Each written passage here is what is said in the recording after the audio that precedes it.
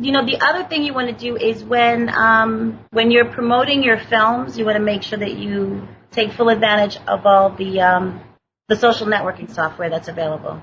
I often use them. I use it myself. I get a little worried that I'm bombarding people with my own ads, but I think that it's a worthy cause. Do you mean the ads for the site or for the creative things that I do? Yes. So go watch this, go watch that. Listen to this, listen to that. And I feel like I'm bombarding people a bit much with my creativity, and so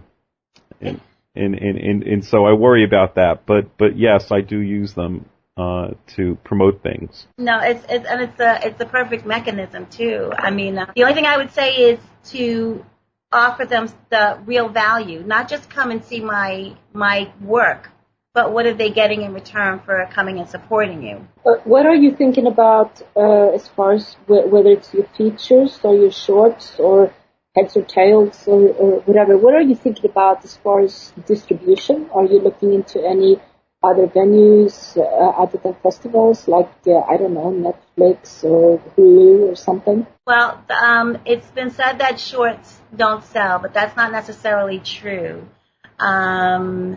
We did talk a little bit before we came on here about. I told you that I had been watching and I was blown away by these like 3-minute documentaries on Hulu. Right. I was amazed that what's such a thing. So I'm wondering, what are your plans? Are you trying to contact these people or? I don't know. I want to put heads or tails through the festival circuit. I do have an idea about possibly trying to market it because I think it speaks to some social issues. It's actually it's a story of a man who's confronted with life-changing surprises, and he has to make decisions that affect him and his son. And it has a lot to do with the mom, who may have made compromises somewhere along the way, which is what affects everyone. So I'm thinking it may have some social value in stirring conversations in a college classroom where they're talking about communications or relationships between men and women. So I don't know if it's something that I could market in that way. So you have to kind of think out of the box when it comes to marketing a short.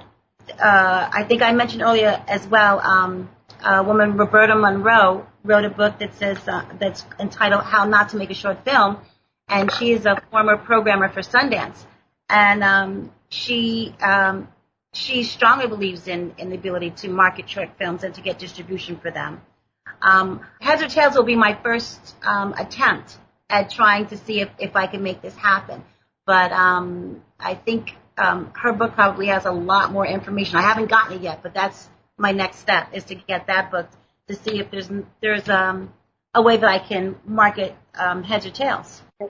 Are you so where is Heads and Tails right now? Is it in post, or are you still filming, or what? No, we have all the principal photography done. It's in post.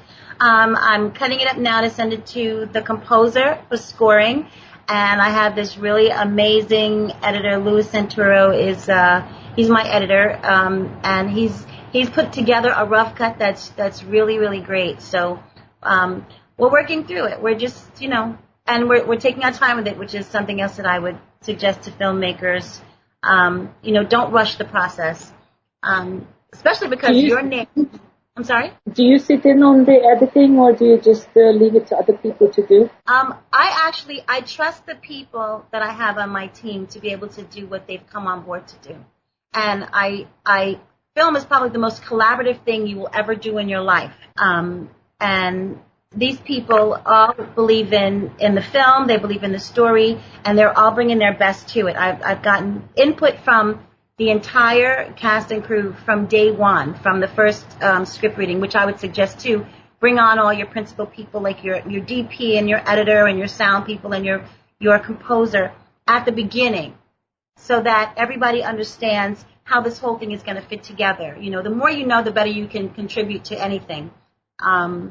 And we have a great team. They've been hanging in. We started this process about last year this time was when we first started with the script. So my team has been around for a year working this through for a short, and they're awesome. They're great, and I think it's going to be, a nice little film. I think it sounds like you're aiming for a really, really nice, high quality short, and I really appreciate that because I've seen a lot of not so good high quality shorts, but I love those that are really considered short films.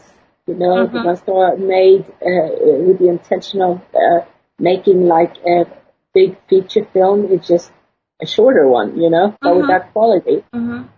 That's why I say don't rush it. Take your time. It's like, if your name is going on it, don't you want it to be your best effort?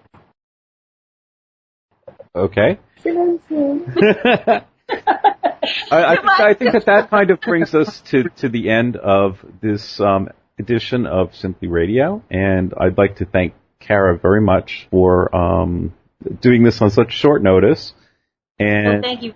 I appreciate the opportunity. For being such an excellent guest, and we hope to hear from her again. And we hope to see Heads or Tails. Oh, absolutely. I will. I'll let you know when it's ready to be screened, and hopefully it'll be at one of those top film festivals. Cross your fingers. Well, thank you. Thank you.